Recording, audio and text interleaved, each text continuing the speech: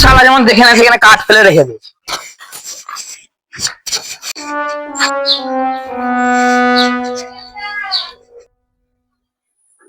কি হলো রে?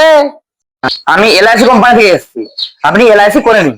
ও, তো এটা করে কি হবে? করে আপনার মৃত্যু হবে।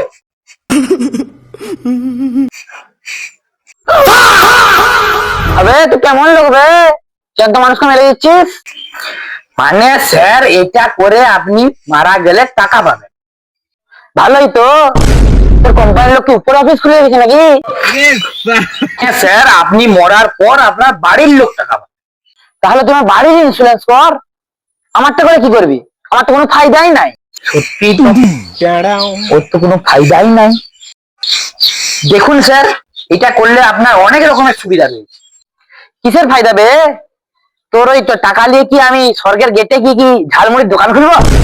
আরে স্যার, আপনি আমার কথা শুনবেন না নিজেই বকবক করবেন? তোর সামনে হাত জোর করে বলছি ভাই, তোমার বাড়ির লোকের সামনে কোনো ওই কথাটা বলি না ভাই। কোন কথাটা?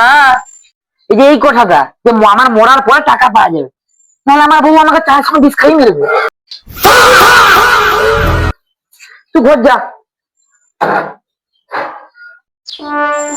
ওই এলআইসিটা আমিই করবো না, তাহলে গ্রামের সাধারণ মানুষ আর কি করবে?